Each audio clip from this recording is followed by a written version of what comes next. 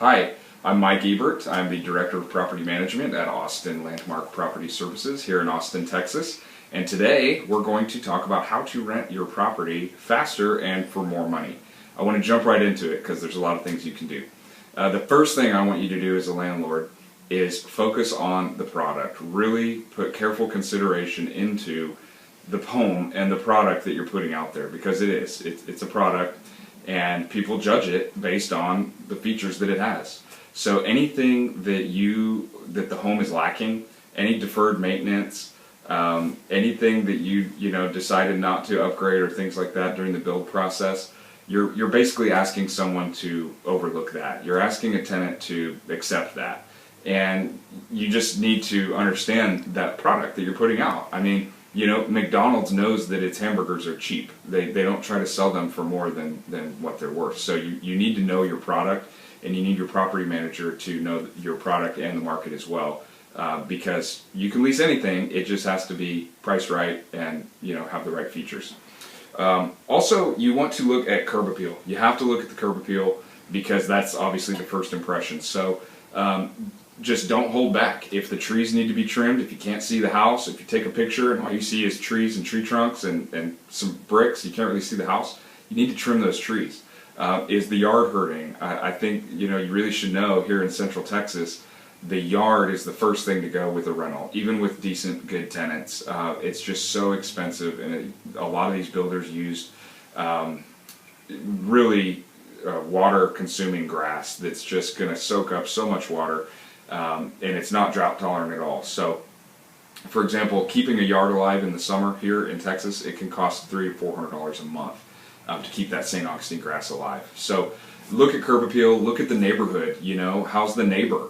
Is the neighbor a party house? Is it a short-term rental? Is it a hoarder's house or a chicken coop or something? Something like that. You have to really look at the neighbors and see what can be done by calling the city, working with the next door neighbor property management company or homeowners association. So you need to look at that as well. And again, you need to price accordingly. You also need to look at interior upgrades. What I have found is that interior upgrades are something that really help us rent faster and for more money. And they help us keep the properties rented, because if you have interior upgrades, the tenants are really proud of the home and they want to stay there. They consider it their own home, and so it's really a double bonus with interior upgrades, because the kind of upgrades that I would suggest that you use will last longer, protect the home more than kind of basic products. So you're making tenants happy and you're doing the right thing for the house as well.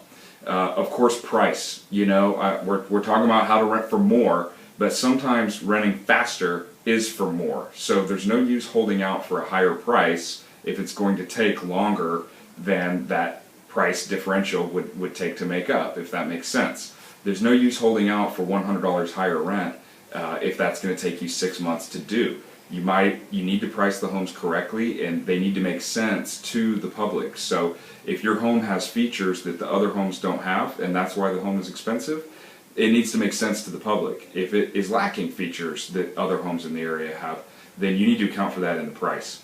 You can also look at incentives. You can say, and I always recommend putting some kind of urgency on any incentive. So for example, 2 weeks free rent for leases that start before January 31st. That's just one example. There's no use having an incentive if you don't put some urgency behind it.